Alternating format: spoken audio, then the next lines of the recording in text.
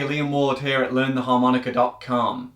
In this video, I'm going to teach you how to play bends on the harmonica as melodic notes, how to play them in tune. Now, there's no shortcut to doing this. I'm not going to tell you it's easy, and I'm not going to tell you that I can kind of get you there quicker than anyone else can. But it can be really useful to follow a step-by-step guide. You're not going to be able to jump to the last step. So I'm going to go through 5 steps from basic bending to using them as melodic notes, hitting them in tune. So this video is really aimed at those who are maybe getting a little bit of a bend, like able to do that, but you're not yet able to hit bends as notes in and of themselves. So hit them in tune, hit them straight off the bat.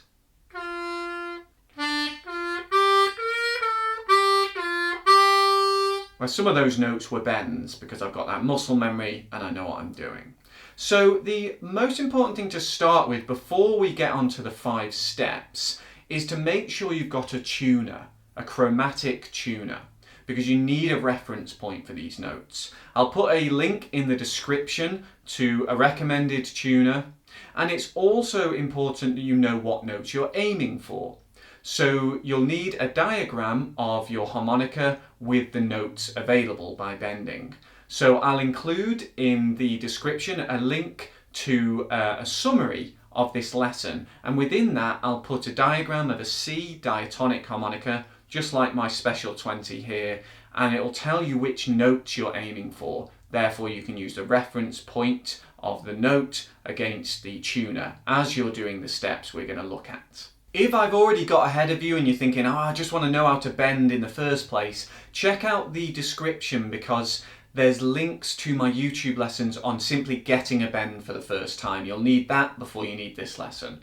And if you're really keen on learning to bend and want to go further into it, I have a full bending course, a premium course, and that's linked in the description as well.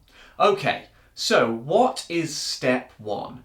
Well, our first step is to bend down and back up on any given hole. I'm going to be using my 4-draw on a C diatonic harmonica. You could use a different key harp, but to hear exactly what I'm doing and play the same note, you'll need your C. So, first step.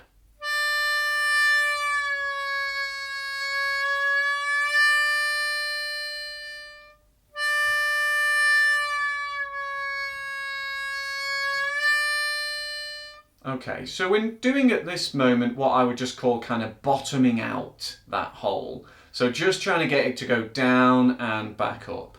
Now this might be where you're up to so far. I'm kind of guessing you're going to be somewhere there. You can get it to go down and back up.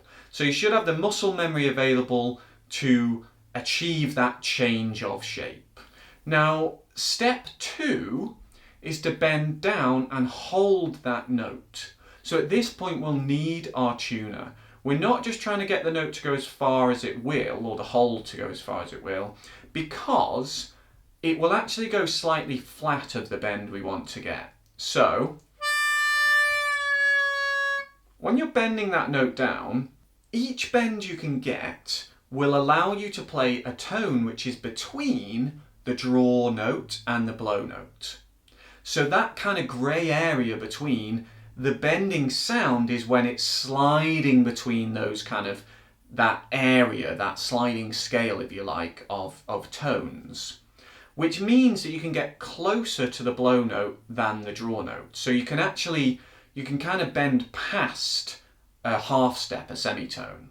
But what we're aiming for on our 4-draw is the C#/D flat note. So if you're looking at your diagram, you'll see C# or D flat written as that 4-draw bend. And if you're looking at a tuner, you'll see that written when you reach it. It's possible to go slightly flat of that. So step 2 is to bend down, look at your tuner, and when it says you're in tune at that note, that C#/D flat, then try and hold that. Hold that as much as you can, as long as you can. Try not to breathe too hard so that you can hold it for longer, and really pay attention, really be conscious of what you're doing so that you're building that muscle memory, because you're going to need that later on with the other steps.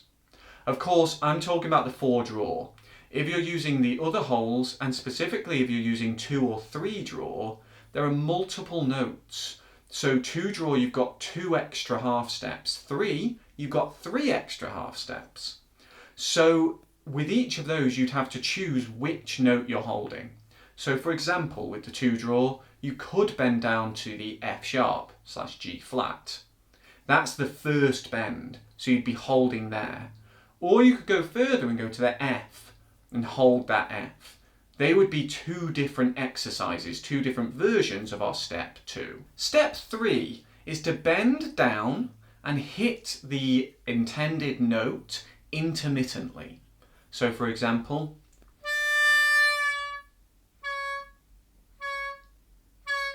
now I'm probably not in tune there, I'm not using a tuner, I don't have perfect pitch, but you would be using your tuner to check that you've reached the right note. Hold it, obviously go slowly, and assuming you're there, then you try and hold that, but not just hold it as we did in step 2, you're going to try and stop the airflow, so basically stop breathing in, but maintain the shape. Keep the shape, keep the pressure, keep that exact kind of bending shape, and then breathe in again, and then stop, and then start. Stop, start, so that you get that intermittent.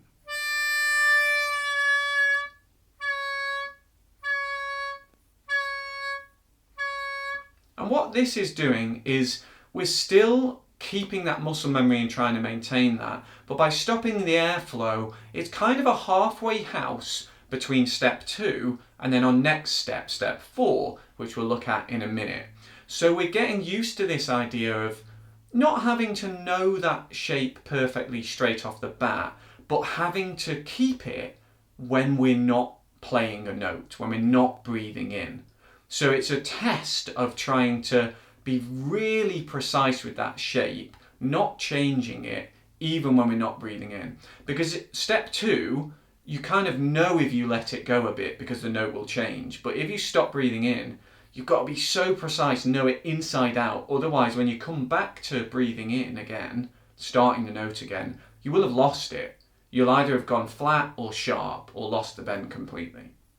Step 4 is to play the natural note and then play the bend. So play the 4 draw in this case, and then play the 4 draw half step bend. We're not bending down to it.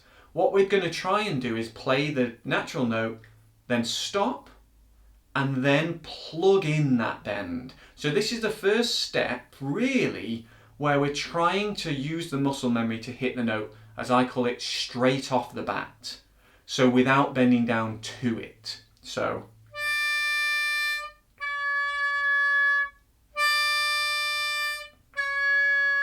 again, I'm not using a tuner, so I'm probably out of tune, definitely out of tune. But you would have your tuner in front of you and you would be paying attention. Am I close? Am I way off? Do I need to go back to step 3 if I'm not confident with this yet? Or is it just a case of fine-tuning what I'm doing? Again, you try and do it slowly, and especially the bent note, you want to really take it slowly, not breathe too hard, I really mean. Don't breathe too hard so you can hold the note. So you can really pay attention to what you're looking at, pay attention to that tuner. Am I getting it in tune? The other thing you could do at this point is use a different type of reference point. So a tuner's great, but if you could check the note on a piano, check it on a guitar, check it on another harp where it comes as a natural note. So on a D flat harp, that would be the 4 blow. And use your ears to tell if you're in tune, because music is about using your ears and it's not really about using your eyes. So at this point it could be useful to flip that reference point, or at least add another reference point. And then finally, step number 5 is to play that bend straight off the bat. So you're not even playing the 4 draw natural to begin with. You're just going to that 4 draw as a bend. Again, checking your reference point, whatever kind of reference that is, to see if you're getting that note in tune. And if you try that on all the different holes of the harp, this works with a draw bend or a blow bend. By step 5, you'll realise that through each step you've come through, you've reached a point where you're playing that note as a melodic note. You're playing it in tune, you're playing it straight off the bat. And that's the point at which that could be incorporated into a wider melody, into a lick, into a riff, as part of your playing as a melodic note. So we've reached this point of being able to integrate it into our playing, which is what we were aiming for. I hope this video has been useful for you. If it has, I would love it if you could click like and also subscribe to my channel, because I put out free harmonica lessons every single week. Let me know in the comments how you're getting on with your bending technique. I try to respond to as many as I can, and I'm always interested to hear how you're getting on with your playing. Do check out my full bending course if you want to learn more about bending. And I just want to finish with this, a little something to think about and food for thought with your bending practice. Try to pay attention to the qualitative differences between bends on different holes and different harmonicas in different keys. So what I mean by that is each bend will feel different. It will have a certain feel in terms of what you need to do to achieve it. The same broad technique applies, and of course I have lessons on that, but each hole will feel its own unique way. The exact shape of the tongue, the exact shape of the mouth, the exact pressure needed will vary from hole to hole and key to key.